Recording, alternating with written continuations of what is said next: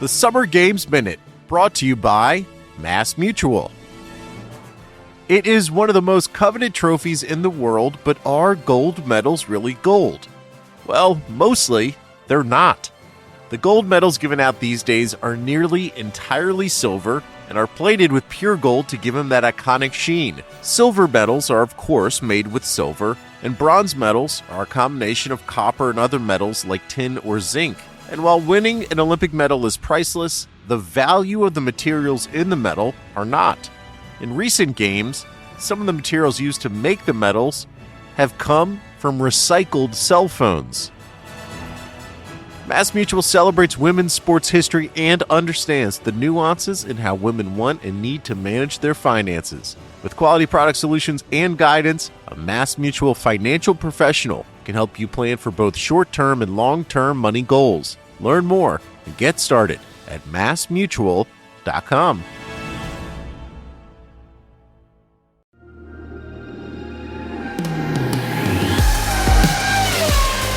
Say the words Indianapolis 2005 to any F1 fan and two images will probably come to mind. The shot of 14 cars pulling into the pits at the end of the formation lap and the remaining 6 lining up on the grid to take part in one of the most farcical events in F1 history. Since we started Bring Back V10s, this infamous weekend has been our most requested episode topic by far. So for the final conventional episode of Series 2, we're going to dissect the weekend in great detail. Joining me, Glenn Freeman, to look back at Indy 2005 are two men who were there on the ground that weekend. First up, I'll introduce our very own Marc Hughes, who had the unfortunate task of having to write a race report about this at the time. So Marc, you know the drill with how we start these episodes with the opening question. Is it possible for you to narrow this down to one thing that comes to mind when you think of Indy 2005? Yes, for me it was standing at the top of the stands on my way to the commentary booths, which are above those massive rows and rows of people. So the place is full of a couple of 100,000 enthusiastic cheering fans who'd made their way there for a special day out, some of them from a very long way away, and knowing that in a few minutes all these people were about to be betrayed, that the Michelin cars weren't going to take the start, because that wasn't generally known to the fans in the stands at the time. And I was just feeling angry at how Max Mosley, who we later learned was sitting in his back garden in England, being informed of events by phone, had no compunction about making all these paying fans, these fans of the sport, the casualties of this power play. And they'd apparently played no part in these calculations about how this problem with the tyres was handled. I think that tells us a lot about how F1 was running itself at the time. But before we go any further and introduce our second and very special guest, can you quickly explain the fundamental reasons Michelin were caught out so badly in 2005 when they'd not had these problems in any of the years prior to this? Yes, two critical things had changed in 2005, both tweaks of the regulations. The minimum height from the ground of the front wing end plates had been raised, so that took them out of ground effect, making the downforce being generated by them much more inconsistent. The average vertical load on the left rear tyre through turn 13 was around 800 kilos, but that was just the average, and that turn took about 6 seconds. And with the higher front wing end plates, this was all later found when Michelin did the research after the event to fully understand what had gone wrong here. And they found that the load swung massively between 400 and 1,200 kilos during those 6 seconds. So with the previous wings operating in ground effect and with a more powerful diffuser the previous year, the aero load was less sensitive to changes in pressure or turbulence. But now the loads were varying greatly and creating this aerodynamic bouncing, which the tyre had to absorb. But that was the first thing. The second was that tyre changes were banned for 2005, and you had to get through the race on a single set, which meant harder compounds and less grip. But Michelin, with its radial construction and flexible sidewalls, which are a very different construction to the Bridgestone, compensated for the lower grip of the harder compounds by building in even more sidewall flexibility, as this kept the tread more planted. And it was as those sidewalls flexed through the unique demands of that corner, which was unlike any other on the calendar in its combination of lateral and vertical force, now with a much bouncier ride, that caused the steel belt inside to detach itself from the sidewall, causing the tyre to collapse. I'm delighted to welcome our second guest along at this stage, the current head of Audi Motorsport and back in 2005, Toyota's chief race and test engineer, Dieter Gass. Dieter, welcome along and thank you so much for taking the time to revisit this story with us. Yes, hello, and thank you for having me. I'm very much looking forward to that one. Yeah, a strange weekend in Formula One, and we'll get straight into it. Usually we start these episodes off by talking about what else was going on in F1 at the time, but we all know we're here for one thing and one thing only today, and that's to cover as much ground as we can on a bizarre weekend in F1 history. The drama really began in second practice on Friday when Ralf Schumacher had a big crash at the final banked corner for the second year running. Ralf's 2004 crash with Williams injured his back and forced him to miss 6 races, but the safer barriers at Indy were extended for 2005, and this time he was able to climb from the car unaided. The session carried on as normal, although Riccardo Zonta also spun off at turn 5 in Toyota's third car, and the other Toyota of Jarno Trulli only completed 10 laps in the session, while Zonta did 6. Trulli did say this was because of the accidents, although he and Zonta did go out again before the end of the session, but Zonta said he stopped again because of more tyre concerns. So Dieter, it was already being reported at this point that the incidents for Ralf and Zonta were because of the tyres, but how much did you know about how serious it could be at this stage in FP2? Well, at this point, obviously, we were completely in the dark, to be honest, because we saw the 2 tire problems on 2 of our cars, and I think, in fairness, Ricciardo was the first one to spin, and then we had Ralf's accident. But when Ricciardo spun, obviously, we didn't have any further information in order to react on anything. So, obviously, we started investigating immediately, trying to understand what was going on. Together with Michelin, and we did some, let's say, setup changes to the cars in order to help the problem, increase the tire pressures and the cambers at this stage. I think normally in other situations with tire failures like that, you would be inclined to reduce the cambers, but in that particular case, it was quite visible from the beginning that the failure started on the outside shoulder. And this is why we increased the camber to help the tire because of the banking and the high loads on the tire. We went out again and experienced not a failure of the tire, but we saw damage, and this was the moment when we stopped running in FP2. And what I think you mentioned, Ricciardo said that as well in an interview. Obviously, the whole discussion started off, and initially. We as Toyota, we were put a bit in the corner, basically because it seemed that the problems only happened on the Toyota cars, and there were suggestions in the paddock that we were not respecting the guidelines with cambers and pressure and so on, which obviously wasn't true. Yeah, that was a theme I noticed when I was researching this episode. A few teams just trying to pin it on Toyota. But Mark, you were obviously covering the weekend on site at Indy. Lots of drivers complained on the Friday about a lack of grip from the tyres, but were there any murmurings in the rest of the paddock that this was developing into something more serious? No, not initially. I mean, the lack of grip was quite a normal thing you were hearing in the early stages of weekend that year, because this was the first year that of the tyre regulation where you had to get through the race on a single set of tyres. So the compounds were generally much harder than they had been in previous years. So it was quite a typical thing to hear the drivers say on a Friday after practice, especially on a dusty track, that there was a general lack of grip. There was no clue that there was actually a tyre problem as such until Ralf's accident. So as Dieter said, Ricciardo had his spin first, which it was only later that was attributed to the tyre problem as well. So no, the first inkling that we got really that the outside world or the people at the track got that there might be a Michelin tyre problem was when Ralf had that accident. Ralf said afterwards that lightning isn't supposed to strike twice, and he did go to hospital for checks after complaining of pain in one of his eyes, which he believed could be because he'd got some dirt in there. But on Saturday morning, it was announced that Ralf wouldn't take part in the race. He said he felt 80% fit and was happy to drive, but the FIA took the decision out of his hands on safety grounds.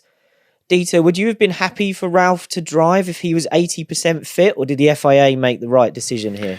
Well, I think with the full benefit of hindsight that we have today, FIA I think took the right decision there. There was no point in taking any risk, and he did state some problems with his eye view. So I think it was a very wise decision, because the accident was a heavy one, even though thanks to the safer barriers it was not as bad as it potentially could have been.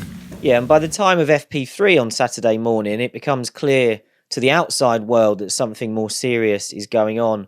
Juan Pablo Montoya's McLaren and David Coulthard's Red Bull were the only Michelin runners to set a lap time in the session. Pretty much every Michelin car does appear on track, but most of them are only doing out and in laps from and back to the pits. Teams were reported to have received advice from Michelin on setup changes that they need to make to their cars, and it was understood that only the Montoya and DC crews got these done in time to complete any meaningful running. And by meaningful running, I mean 4 laps for Montoya, who was still quickest, and only 7 laps for Coulthard. But Dieter, Jarno was one of the drivers who did not appear at all, I don't think, in this session. At Toyota, were you being extra cautious because of what had happened to you specifically on Friday? Partly, yes. I mean, obviously, we had a deep view into the problem, and were cautious in that situation. That's for sure. But the whole discussion which was going on with setup recommendations from Michelin and so on, for sure was something which quite often, and we're going to see that later in the weekend as well, happened very much last minute, and those suggestions were one of them. So I wouldn't say that this was the only reason. Okay.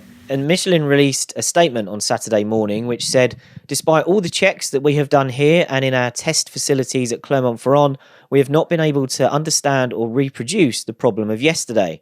We have explained the situation to our partners and to the FIA, and we have advised on the conditions for tests, qualifying and for the race tomorrow. These decisions have been taken in the interest of the safety of the drivers. Michelin identified another specification of tyre that it believed would be able to withstand the loads through the banked final corner, and it said it was actively pursuing getting those tyres flown to Indy for later in the weekend. But that would need agreement from the FIA, as teams are supposed to use one of the 2 nominated tyre types from their suppliers that are already brought to a race weekend. Mark, when you saw this bizarre third practice session and then you get the statement from Michelin that basically says, we don't know what's happening, what were you expecting to happen from that point? Oh, it was apparent from that point that there was a threat to the race going ahead because of the safety of the tyres couldn't be guaranteed. Then obviously there was a possibility, but the feeling was still that a solution would be found. And the different spec of tyre was the Barcelona tyre. That had been flown out before there'd been much of an understanding of what the problem was. And actually, by the time those tyres landed, basically the Barcelona tyre was just a harder compound of the same tyre. It was realised that the problem was within the construction, and the harder compound wasn't going to change the situation. It wasn't going to help. Then the possibilities moved on to other possible solutions, talk of chicanes and stop-go penalties for the Michelin runners, that sort of thing. But at that point, yes, we were still assuming that some sort of solution was going to be made, but it was already very, very clear that this wasn't going to be just a normal, straightforward weekend.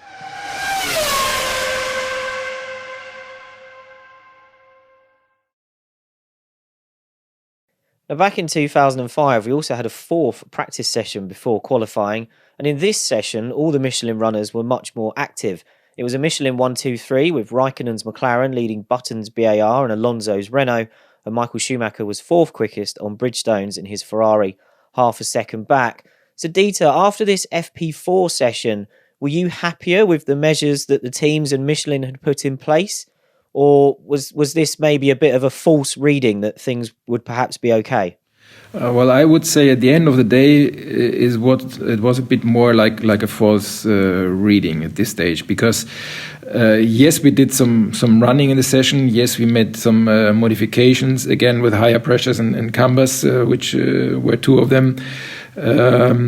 We tried to reduce the load on the car by taking off downforce. I remember we were trimming off the flaps to reduce the downforce, and then we struggled to get a balanced weight distribution forwards, low fuel levels. So everything in order to reduce the load on the tire. So we were happy to do short runs like a qualifying run, but at this stage we still didn't feel happy to have a tire which could effectively do the race. And it was after this session that we get a bombshell from Renault team boss Flavio Briatore, who puts out a statement saying that if Michelin was not given authorization to use the new tyres being flown in, Renault would not compete in the race. The statement added, "We fully support Michelin in this situation and in the efforts they are making to best resolve it. The safety of our drivers remains our number one priority." So this was the first public suggestion that we might not get a race, or we might get cars pulling out. Dieter, did you know ahead of time that Renault were going to make that statement? I wasn't aware of that, to be honest. I mean, we had plenty of discussions back at Michelin's office with team principals and chief engineers about trying to find a way how to potentially race. But this particular one, I need to admit, I don't remember having seen that before. And Marc, you obviously said that there was already an inkling from FP3 that the weekend might be in trouble. When you saw this statement from Flavio, did you think this was a legitimate threat or just Flavio trying to make a bit of noise? No, it was underlying. There was a real threat. It was both a technical problem, but it was being played out within a political backdrop. So you had to sort of gauge one against the other. But no, there was a very, very real threat that it was already very apparent that there was this was putting the whole race under threat. That was already apparent by Saturday. Another meeting took place between the teams and Michelin before qualifying. And at this stage, Michelin said it still had revealed any useful findings from its investigations, but it was agreed that all teams would take part in qualifying while those were ongoing. There were mixed feelings among the Michelin teams at this point. BAR, for example, had no problems despite a lot of mileage on Friday, but their team boss Nick Fry said ultimately they would follow Michelin's advice. Red Bull's Christian Horner said he was prepared to take a calculated risk based on the information available, but that a final decision would only be taken once there were more facts about what was going on. So, Dieter, we know the cars are going to run in qualifying, but as the team that was most affected in practice, what was Toyota's position at this stage? Well, the position at this stage, I remember John Howard as a team principal, who was saying quite early on, basically, guys, I think there's not going to be a race. That was the Toyota position at the time. Obviously, we always participated in the discussions in trying to find a solution how to effectively do it.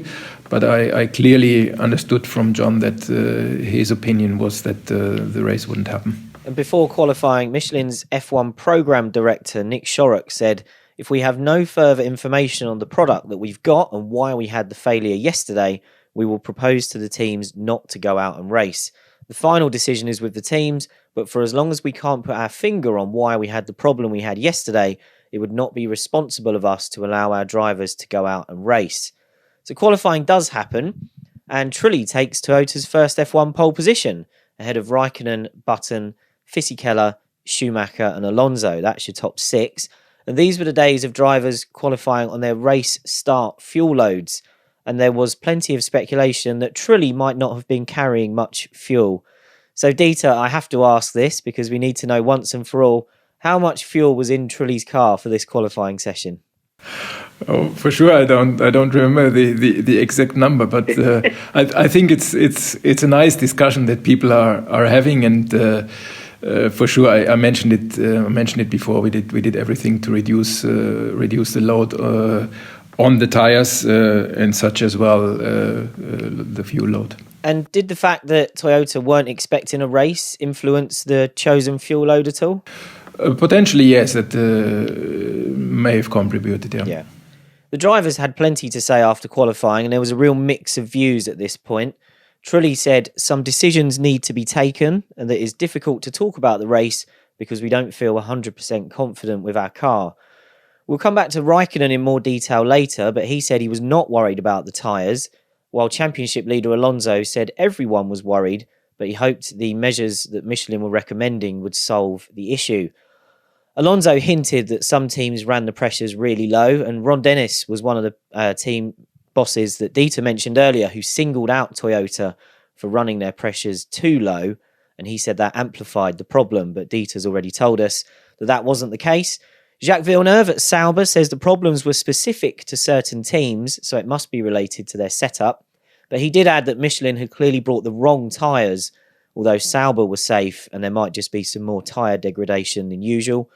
Williams said they didn't have any problems at this point, but Mark Webber was a man who was concerned because he recalled the problems Mercedes had at Le Mans in 1999 when their cars were taking off in practice and qualifying. Webber didn't want Mercedes to start that race, but as a young driver back then, his voice wasn't heard, and Mercedes suffered the same fate in the race itself. So, Mark, we had a qualifying session. We had a grid formed for Sunday. But when you're hearing all these mixed responses from the drivers and the teams on Saturday night, were you at all confident at this point that we still might get a race? I ultimately thought the solution would be found, and it wouldn't be a tyre solution. You know, I think it was apparent by this time that it would have to be a circuit solution. And I thought we're probably going to go down that route. By, I think, late Saturday, it was pretty clearly established that the Michelin tyres were showing signs of the same imminent failure that the Toyotas had suffered on most of the cars, on most of the Michelin runners. And Dieter was talking earlier on about the cambers, and I think it's true at that time that Toyota typically didn't run very much camber on their rear wheels, and I think maybe trying to keep control of the temperatures on the inner shoulder. And that was a particular problem at Indy, because you're going through turn 13, which, as Dieter said, is putting a lot of load on the outer shoulder. But you then had a 16, 17 second run at over 200 miles an hour down the following straight. So if you had an inner shoulder temperature problem, you were risking having a tyre failure at 200 miles an hour down at the end of the straight. So that was a problem of potentially all the Michelin teams were looking at. It was that it didn't leave you a window of margin, because if you set it up with to protect the tyre down the straight, it increased the loads through turn 13. And if you reduce the load through turn 13, you increase the chances of a problem at the end of the straight. So it was already apparent that there was very little window for a tyre solution as such. And so, we were now thinking there probably would be a race, but even though we were hearing that very real possibility that there wouldn't be. Yeah, and as Mark said there, Michelin's position by Saturday night was that it couldn't give its teams total assurance that the tyres could be used safely in the race unless the speed through the final corner could be reduced. By Saturday night, plenty of suggestions are being thrown around. We already know that the new tyre batch had been put forward as an option, although race director Charlie Whiting was not in favour of this. He told the teams it would be a clear breach of the regulations, and then there would be disagreements over what would be a suitable penalty.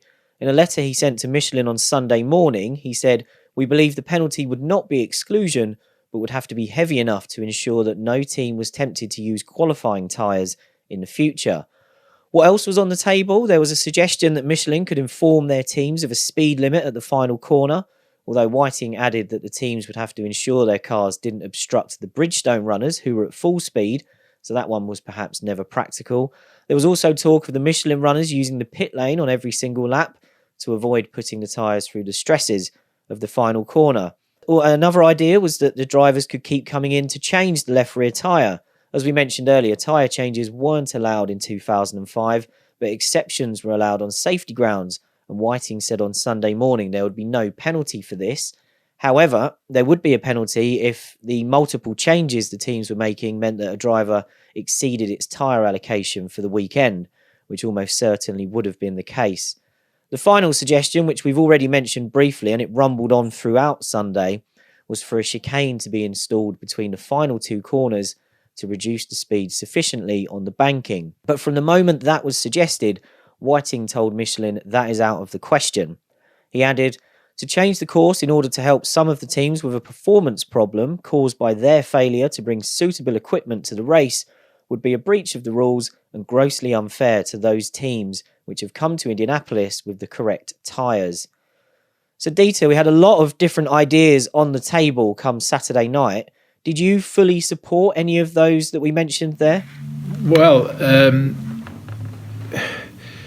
in theory, as I said, we tried to in somehow to find a way to do a race, and you said it as well. I mean, there were a few points already which were really not possible, or would not have helped the problems, like the Barcelona tires.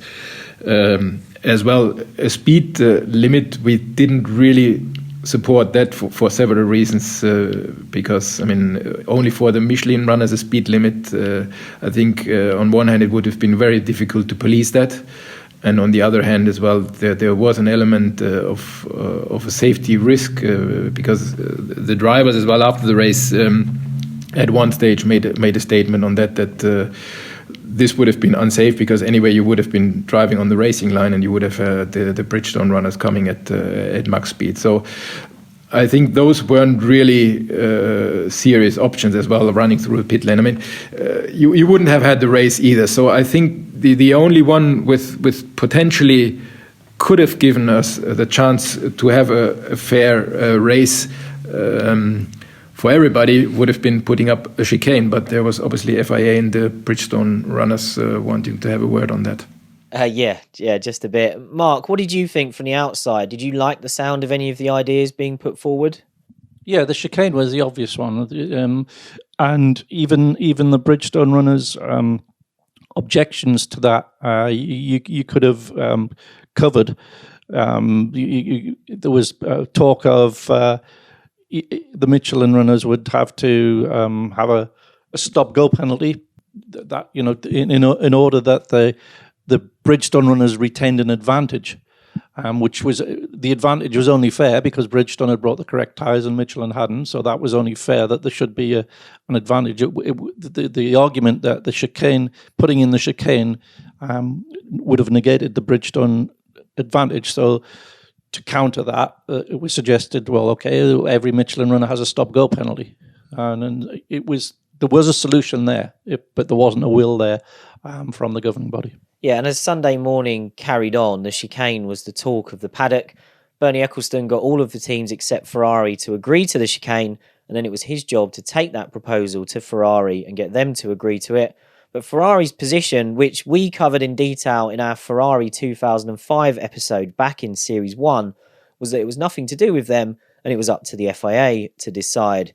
Michelin then made a public plea for a chicane to be put in, saying it could not guarantee the safety of the drivers without it. Less than an hour before the race, teams were still pushing for a chicane.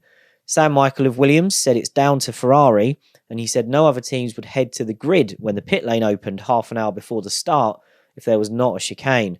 Minardi boss Paul Stoddart, whose Minnow team were on Bridgestone tyres, showed solidarity with the Michelin teams, as we mentioned earlier, and at this point, so did Jordan. Stoddart said to ITV before the race, "This is the time for Formula One to come together as a sport and leave politics behind. We want to see a race here, not a political disaster." For that to be able to happen, there needs to be a chicane. On the McLaren pit wall, Martin Whitmarsh told ITV, "We accept we should be penalised. We accept we should put Ferrari on the front row with Jordan and Minardi after them. But we're not going out without a chicane on that corner, and I don't believe one can be built in 20 minutes. So unless something dramatic happens, there won't be a race." Interestingly, he adds, "This is Formula One. Things get taken to the wire, and we'll see what happens in the next half an hour." Mark, this was a recurring theme in the coverage just ahead of the race at the time. Do you think that attitude of "this is F1, we always push it to the last second" meant that some people assumed this would work itself out right at the final moment? Well, there was definitely that undercurrent was definitely there. As I said before, this was being played out against a political backdrop, a much bigger political picture than just the one that was triggered by the tyre issue. So yes, there was a certain amount of belief that there was some posturing going on, but that didn't disguise the fact that there was a very, very real problem that needed a solution. And as the clock ticked down, it became ever more apparent that solution wasn't going to be agreed to. And just before Mark Webber got into his car in the garage, he said, with tyres, it's okay if we get a warning and the chance to feel something happening, but when they just go quickly, it's very dangerous for the driver. It's the worst thing that can fail along with brakes. So Dieter, in our timeline of the weekend, we're just a few minutes away now from the pit lane opening. What do you remember was going on at this time? And by this point, did you think there was any chance of us getting a race? The thoughts were still the same in our view. We couldn't see a progress how the race could potentially happen. So by the time we then went out, it was clear for us at least that we would be pulling in after the formation lap. Yeah, the pit lane opens with half an hour to go before the start. And interestingly, just as McLaren reserve driver Pedro De La Rosa is on TV saying that 9 teams have agreed not to go out, the yellow Jordans flash through the back of the shot, and a visibly surprised Pedro says, okay, 8 teams then. And we'll come back to the Jordan and Minardi story in a moment. 20 minutes before the start, the Michelin teams finally leave the garages and head to the grid, and there's loud cheers from the fans in the grandstands. However, Christian Horner said at this point, Michelin will not allow us to race this tyre, so unless something changes, we will not race. We will go to the grid, but we will come in on the formation lap. Bernie Ecclestone tells Martin Brundle on the grid, it's been decided not to put a chicane there, so that's it. You can't tell people to do something when the tyre company has said you can't race on those tyres. The drama on the grid continued though, and not all of it was captured on TV, but one man who caught one of the more interesting exchanges on the grid was McLaren mechanic and friend of the show Marc Priestley, who overheard Kimi Raikkonen and Ron Dennis having a heated disagreement. So let's quickly find out what Mark heard on the grid. Well, it's been a really interesting weekend, but a really kind of crazy and strange weekend from our perspective, because all the way through, we didn't really know what was going to happen. Some of the other teams seemed to have a little bit more information than we did, and whether that was just a perception of ours, I don't know. But even to the point where we got to race day on Sunday morning, we prepared the cars as if they were going to race, whereas other teams seemed to be a little bit more hesitant or seemed to be a little bit more confident that things were going to be very abnormal by that time the afternoon came around. But for us at McLaren, Ron Dennis had constantly said, let's get things going as normal. We're doing everything we can behind the scenes to make this race happen. So that's what we did as mechanics. We prepared everything. We took the car to the grid. One of my roles during that period was I was part of the front end crew on Kimi's car. And one of my roles was to kind of get Kimi strapped into the car, to repair his belts, make sure everything was right for when he got back in after his toilet break. And I remember getting to that point, still 100% convinced that we were about to go and do the US Grand Prix. I got Kimi into the car, I removed the steering wheel, I helped him in, held his belts apart while he got in. He climbed in as normal, didn't really say much, which was also fairly normal for Kimi. And I remember sort of strapping him in. At that point, I kind of leaned right over into the cockpit to do up his belts. And at that point, I remember this presence over my right shoulder. And very quickly, I realised that somebody was standing very close to me, much more close than normal. And it was Ron Dennis, so the team boss. So that puts me under a little bit of suspicion and pressure, because when the team boss is standing over your shoulder doing anything, it makes you slightly nervous. But Ron came in and I overheard what was a very strange conversation, one I'll never forget, because Ron came along and he said to Kimi, he knelt down next to the car, he leant in, he said to Kimi, at the end of this formation lap, we're going to ask you to pull into the pit lane and retire the car. And I thought, wow, okay, that's the first I've heard that we may not actually be racing here. Kimi, though, who I was, centimetres away from his face, still doing his belts up, Kimi said, no, this is ridiculous. We're here to race, so let's just fucking race. And I remember chuckling away to myself at that point. And Ron Dennis then, because nobody says that to Ron, so Ron Dennis turned around and said, Kimi, I'm sorry, but everybody else, all of your main competitors are going to do the same. We need you to pull in. There's a lot of work gone into this behind the scenes. I'm afraid this is the result. You need to pull into the pit lane at the end of the formation lap. And I remember Kimi just sitting there shaking his head. And I'm sitting there very uncomfortable thinking, what the hell is going on here? Kimi's just shaking his head, didn't say anything. Ron Dennis then said, Kimi, I'm speaking now as your boss. This is an order. You will pull in at the end of the formation lap. And I remember just Kimi still shaking his head going, this is a fucking joke. And that was it. He pulled his visor down. I carried on doing his belts up and Ron stormed off in the biggest rage I have ever seen. I strapped Kimi in. I put the wheel onto his car. I sent him off, having not really said anything more to him because I didn't know what to say. And still at that point, I had no idea what Kimi was going to do. He went off for the formation lap along with everybody else, and I made my way back to the garage in the pit lane. And still, at the point where the lead cars began to filter into the pit lane, as predicted, all of the Michelin runners, of course, I still had no idea if Kimi was just going to ignore the instructions and go on and do the race by himself. I certainly would not have put it past him. Anyway, as it turned out, he did filter into the pit lane. He duly came up along to the garage. I called him in. At that point, we pull him up outside the garage and wheel the car back. And the radio in my ear was going crazy because Dave Ryan, the team manager, was saying, right, guys, I want you to keep the drivers inside the car because still at this point, there's a chance that there's talks going on. We may still enter the race. And I had to come back on the radio and say, Dave, I'm afraid Kimi's already gone. Before the car had even really ground to a halt, his belts were undone, the wheel was off, and he was off into the garage, and I didn't see him again. So it was a sort of hilarious moment in some ways. It was a crazy day for us because I've never experienced anything like it. We were packing the garage up during the race, this crazy race of just 6 Bridgestone runners, of course. And as I say, Kimi was long gone and almost certainly on a flight out of there before we'd even finished packing up the garage. So an afternoon I'll never forget. All the cars take off for the formation lap, and David Coulthard's radio is played over the TV broadcast. And he says, if it comes down to my choice, I want to race.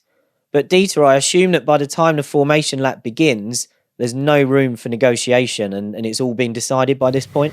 Yeah, true. And this was obviously for us the point of maximum excitement. We were on the pole position. And for the first time for Toyota, as you mentioned earlier on, we had the clear instruction to pull in after the formation lap. But you know how it is. Everybody wants to race. We knew we would respect that call and pull in. What you don't know if you're the car in the pole position is if everybody else is going to follow you. So that was a little bit of suspense for us, but at the end of the day, we all saw that people were effectively respecting that agreement. And I think at the end of the day, really, it was a shame, obviously, for the race not happening, in particular for the spectators, really a nightmare. But the only safe thing we could have potentially done. Yeah, exactly. And Mark, did you understand that there could have been any hope of us still getting a race by this point? No, it was apparent that there was no chance. It was already once there was no chicane there, it was obvious that there wasn't going to be a race. And as Dieter said, the only way there might have been a race was if anyone broke ranks. But I didn't think that was very likely. It was a similar situation, though. But I understand why Dieter was concerned, because it was a similar situation to the Japanese Grand Prix in 1976 with Niki Lauda, and all the drivers had agreed that they would just do a formation lap and then come in at the end of lap one. And only 4 drivers did so, Lauda being one of them, and the rest just carried on. So is that competitive? When the moment arrives, sometimes the competitive adrenaline overrules any previous agreements. But other than that happening, no, there was no chance of a race with the Michelin runners. We all know what happens next. All 14 Michelin cars pull into the pit lane, leaving the Ferraris, Jordans, and Minardis to contest a 6-car race. Schumacher and Barrichello did have a bit of a battle in the Ferraris, helped by Schumacher's first stop being long, while his left rear tyre was checked out. He then puts in a charge before his second stop and exits the pits alongside Barrichello, who had to take to the grass at the first corner. After that nervy moment, Ferrari called the race off, and Schumacher takes the team's only win of the year. Dieter, what were you doing while the race was going on? Did you watch any of it, or did you have better things to do with your time? Honestly, I didn't follow the race too much because we started feeling as well the atmosphere on the grandstands. The fans were rightly so very, very upset. Basically we were starting to do our things and packing up. Now, we won't get into Ferrari's weekend too much here because, as I mentioned earlier, we've covered that side of things with a decent chunk of a previous episode. But while we have Dieter here, and before we let him go, let's look at the role Ferrari had in the discussions about finding a solution. In that previous episode, we looked at Ross Brawn's comments from his book, where he said Ferrari stood back that weekend and let it happen. He said it was Max Mosley fighting back against the suggestion of a chicane, but Ferrari didn't encourage a solution that would have been to our disadvantage. At the time, Ferrari team boss Jean Todt said Ferrari would not have agreed to a chicane, but he was never asked about it during the weekend anyway.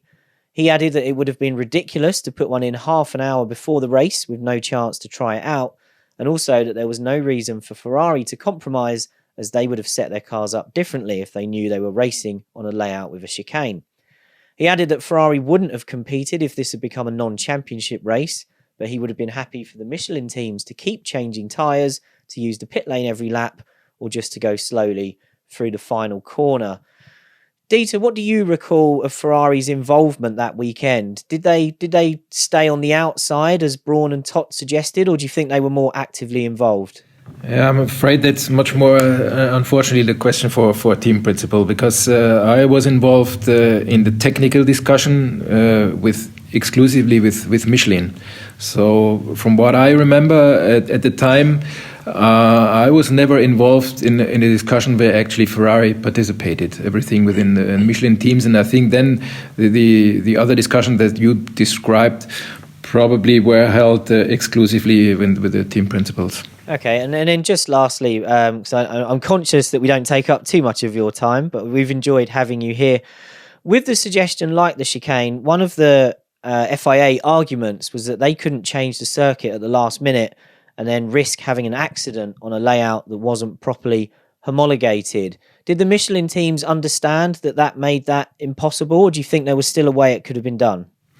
No, I think there was some understanding for that situation, because effectively the argument that came up was that we would have run on a non-homologated circuit, and I think with the safety standards that we put up at this stage, that wasn't really an alternative, because you compensate a safety risk by putting up another. So that wouldn't have been the right option at the end of the day, I think. And just lastly then, before we let you go, when you look back on this, what are your final thoughts about the whole unfortunate incident? Was there any way out of this, or was it just something that the F1 had no choice but to have the outcome that we had in the end of the 6-car race?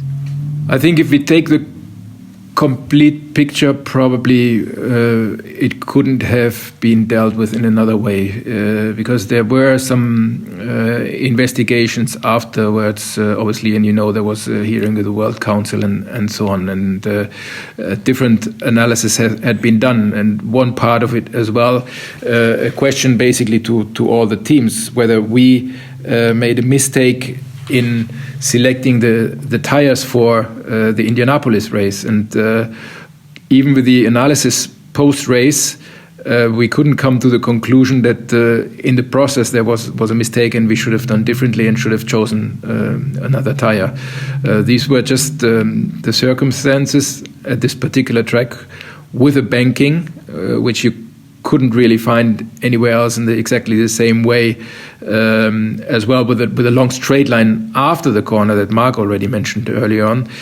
So we simply couldn't get in a reasonable condition to simulate what would wait for us in Indianapolis. So I think, yes, it is a shame, and obviously nobody wanted it to happen that way. But at the end of the day, probably the only possible outcome. Yeah, well, it was a really unfortunate weekend for F1, but thank you so much, Dieter, for finding the time to revisit it with us and tell us some of the stories that were going on the inside. It's been a fascinating conversation. Very welcome. It was my pleasure.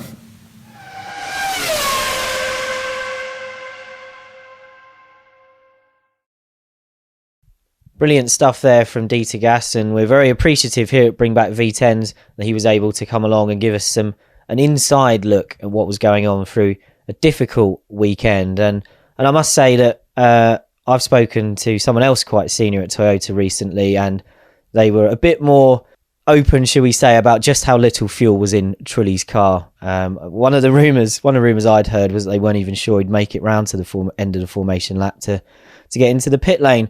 But Mark, you had the unfortunate task of still having to cover this race and report on it with just 6 cars pounding round. What did you make of it while it was going on, and how did you feel presumably thinking this is ridiculous? I've somehow got to write my normal race report amongst all this. Well, it was quite a farcical race, so I didn't worry too much about it. It wasn't very difficult to cover 6 cars to understand what was happening, so there wasn't a lot of deep analysis required of the race itself. So, the report ended up being set in the backdrop of just how it had come to this and the wider issues. But in terms of the race, Ferrari tried to make it a little bit more exciting by delaying Michael at his first stop under the pretense of checking that his tyres were okay, which delayed him by 7 seconds or so, which meant that he had to fight his way back ahead of Rubens.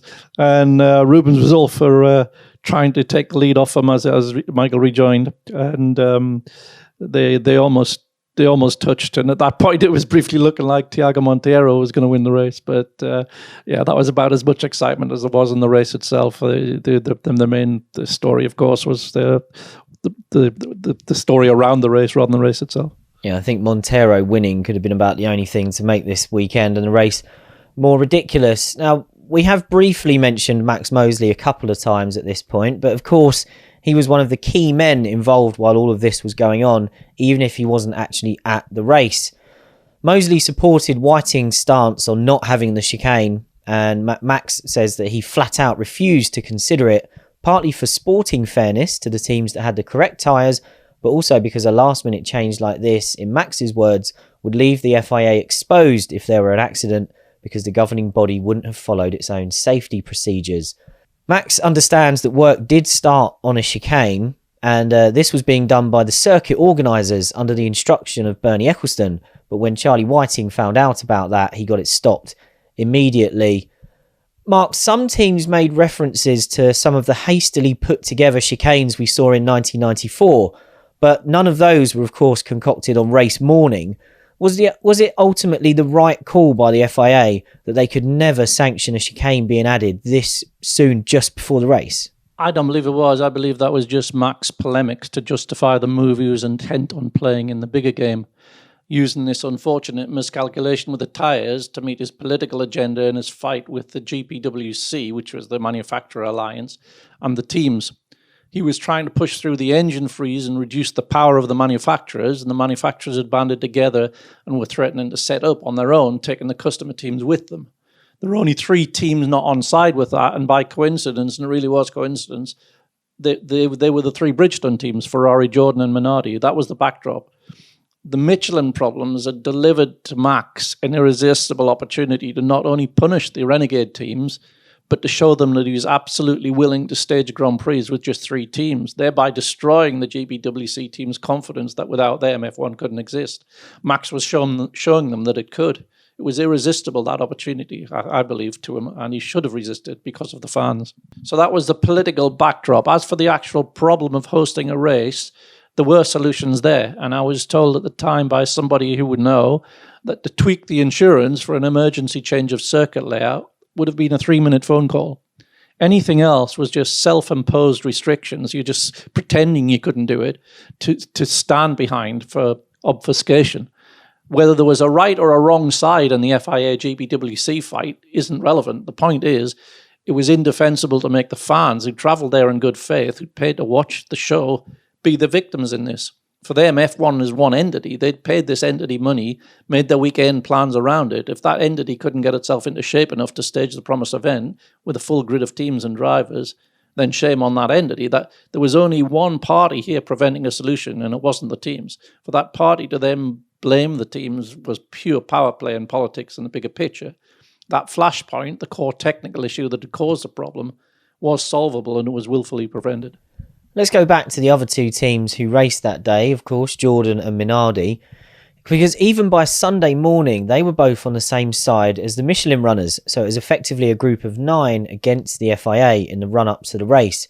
But I mentioned earlier that moment where the Jordans leave their garage when the pit lane opened, and it came as a surprise, well, to everyone watching, and certainly to poor Pedro de la Rosa, who was on TV at the time. But nobody was more surprised than Minardi boss Paul Stoddart. Stoddart declared on live TV before the race that 9 of the 10 teams will only go out of the pit lane if there's a chicane. On TV again during the race, he was asked what happened, and he said, "The reason my cars are out there is simple. It's because one of those teams decided not to honour their commitment, and it's the only team we're racing in the championship. While the Jordan cars continue to circulate, we have no choice." Jordan's sporting director Adrian Burgess said that the decision came from his boss for the cars to race, and that boss at the time, of course, was Colin Collers. Collers told ITV, "The situation is not pleasant, but we are not responsible for Michelin and the other teams. They are not stopping races when we have tyre problems. That's racing." Stoddart released a statement after the race that was nearly 3,000 words long. And to be honest, we could have built our whole episode around that because it had so much detail about what was happening and when. But he also mentioned there that he checked with Collers on the grid if Jordan would be racing and was told in no uncertain terms that they would be. And Bridgestone then also said that they wanted Minardi to race. And Stoddart added, "I made it clear to Bernie Ecclestone and several team principals that if the Jordans either went off or retired, I would withdraw the Minardi cars from the race." Mark, was there any real reason for Jordan to stand by the Michelin teams here and effectively let a podium finish, even in a farcical race, go begging? Well, in the bigger picture, Jordan wasn't against the aims of the GPWC and in principle agreed to join the Michelin teams in making a stand to have a solution for the race. But when it came down to it, when it was clear there was no solution in terms of a chicane or whatever, and with points and money at stake and no technical reason not to take part, as it was on Bridgestone's, it was easy for Bernie, who was absolutely desperately trying to get some sort of race on, to convince Colin Collers to start. So supportive in principle in threatening not to race, but not when it came down to it, no. And Jordan's participation, as you say, ensured the Bridgestone shod Minardis too, as they were fighting each other in the Constructors' Championship not to be last. Now, the man who took that podium finish was, of course, Tiago Monteiro, and while Schumacher and Barrichello looked a little uncomfortable up on the podium, Monteiro wanted to make the most of the biggest moment of his F1 career. So let's quickly hear his side of the story. We never sided with the Michelins because actually we were trying to make them come to reason and try to make them understand that we had many issues before with our own tires in many different tracks. There were some tracks where we were struggling to do a single stint, you know. The only thing is that maybe it was not as dangerous because there was no crashes, but because we always stopped before. And also because we always took a safer approach than the Michelins did that time. So we had our shares of issues during previous races, but we didn't complain or we didn't boycott anything. So that's what we're trying to make them understand. Guys, you brought a tire that is too extreme here. There were ways for them to be more careful, less aggressive on them, but they didn't want to do it. So we could not accept that we struggled before and we didn't complain about it. And now that they had issues, they wanted to boycott. So we never agreed with their position. We tried to come to a compromise, but all the compromise they wanted was always to their advantage. So it didn't work out. So we were always against their proposals, and therefore there was no unanimity. Therefore, they decided to boycott the race. But we only realized they were boycotting the race at the start. Until then, even until a few minutes before, maybe half an hour, 45 minutes before the race, there was a last meeting between the team principals, and it was still not clear that they were going to do that. So it was a surprise, a bit of a shock when we realized they were all pulling in the pits. What it was annoying to us was that we knew there were options. I mean, one of them was sacrificing performance, like lifting off in that corner, not going over a certain speed on that corner, yeah, we lose performance. But we had also the same problems, and we lost performance in other tracks. So we knew there was ways to make it happen. They were just trying to prove a point, and that's what we didn't accept and we didn't like at the time. But of course, security and safety comes first. And at the end of the day, if that's the only way they had to make it safe for everybody, fair enough. But still, it was not our responsibility. So we did our thing. I actually have that radio transmit when my engineer tells me, okay, nobody knows what's going to happen, so just stay on your spot and your position, and we'll see. And then when he tells me, okay, this one is pulling in, Montoya is pulling in, Coulter's pulling in, whatever, everybody was pulling in, and he just told me, you stay on your position, don't gain positions on the grid, just stay in your spot and take it from there. You know, a lot of things can happen. There are points on the table. That's what we realized and we knew. So just focus and do the best you can. And then, you know, when you go to the driver's room just before the podium, I got a huge hug from Michael and Rubens, and you know, like, well, you know, what a crazy race, you know, but well done, you know, at least you're here and you did well, etc., etc., and it's good for us for the championship. So for them, it was good points, you know. So they were happy, maybe not as happy as a regular race, maybe, but they were like celebrating. And suddenly, I always remember David Warren, FOM, I think, FOM manager at the time, comes into the room and says, "Guys, take it down now. It is a very sensitive situation. Let's go to the podium, obviously, but please no celebrations and take it easy, blah, blah."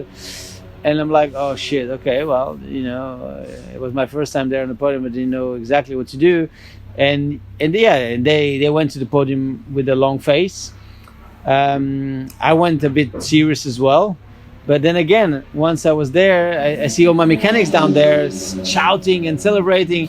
I'm like, you know, what the hell? I mean, we didn't steal anything from anybody. We're here because we deserve to be here, because the others pulled out, but that's not our problem. So I started celebrating like it was not, you know, it was gonna be my last podium. I realized, man, I'm on a Formula One podium with Rubens and Michael, and I have 80 people down there crying. I mean, what the hell? So I did celebrate and I enjoyed my time. Mosley's theory on everything else that went on that day, including all the team meetings that he says in his book were for the benefit of the cameras, was that the 7 Michelin teams were utterly convinced the FIA would buckle when it came to crunch time. He said of Eccleston and Briatore, "Looking back, I think Bernie and Flavio never believed for one moment that we would allow the race to go ahead with only 6 cars. They were convinced that faced with 7 teams who were prepared to stick together, we would have no alternative but to back down. Perhaps if I'd been there, I could have made them understand why that was never going to happen. All they could do was refuse to race or compete in a locally organised non-championship event. I decided the only course for the FIA was to ignore the threats and simply follow the start procedure on schedule. The teams could then do as they pleased." Let's move on to the fallout then, which Dieter hinted at briefly when he was still with us. And we'll do it as quickly as we can, because in the weeks that followed, we just had multiple press statements, leaked letters, personally held Q&As, threats and general bickering in public. Going back and reading through all of this, normally I really enjoy the research that comes with Bring Back V10s, but that phase of this episode I found quite tedious, I must say, and I don't miss that part of Formula One. The key facts were that the 7 Michelin teams were summoned by the FIA on 5 counts and were later found guilty of 2 of them. They were found guilty of failing to ensure they were in possession of suitable tyres for the race, but with strong mitigating circumstances, and they were also found guilty of wrongfully refusing to allow their cars to start a race when they had the right to use the pit lane on each lap. They were found not guilty of refusing to race subject to a speed restriction, because there was never a detailed plan for how this could work. Not guilty of combining to make a demonstration for the reason that they had hoped to race until the last minute, and for the same reason they were found not guilty of failing to inform the stewards of their intention not to start. Mosley delayed any penalty being handed out though, saying that the intention of the verdict was to indirectly put pressure on Michelin to secure compensation for the guys in the States. He added that if the compensation package was not sorted out by September, then severe penalties would be imposed. But Mark, by this point, Michelin had already outlined their plans to offer refunds to ticket holders and then to provide 20,000 free tickets for the 2006 race. So was this all a bit unnecessary from Max? Yeah, the whole thing was unnecessary. It was pure power play. The teams weren't guilty of anything. The FIA was court, judge and executioner, and it was pure power play. So no, there was nothing justified about any of it. 6 of the teams immediately stated their intention to appeal the verdict, with Red Bull initially not wanting to take the matter any further. I think Dietrich Mateschitz said, there's not going to be any real penalty here, so why keep it going?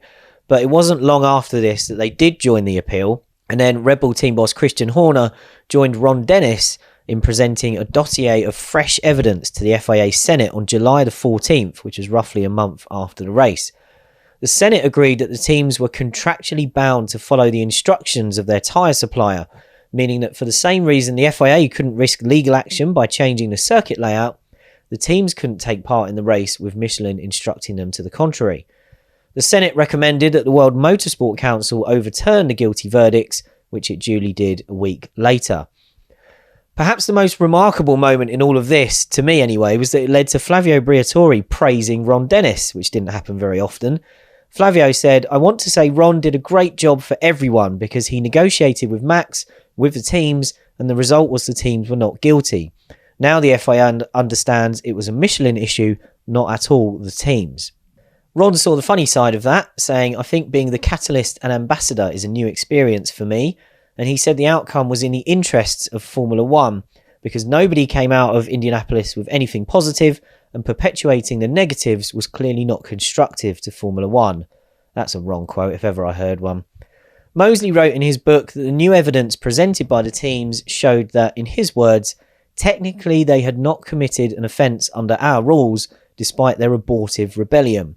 He also said he learned later on that the teams had told their drivers the sight of 14 cars peeling into the pits at the end of the formation lap would make the FIA buckle, delay the start and agree to put the chicane in.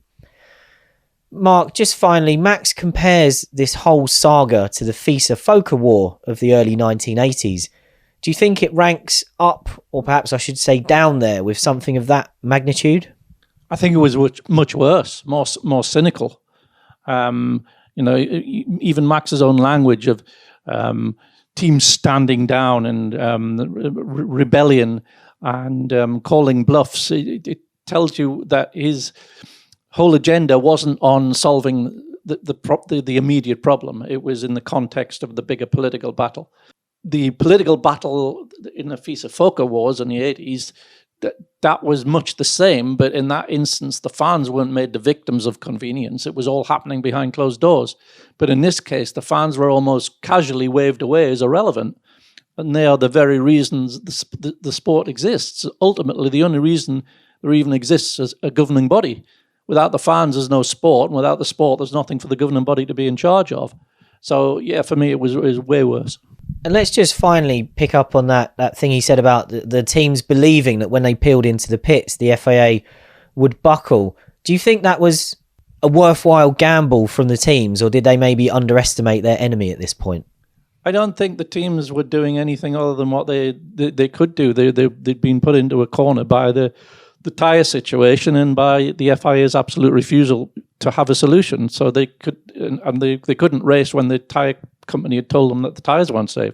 So I don't think the teams were approaching it as a political battle. I think only Max was doing that.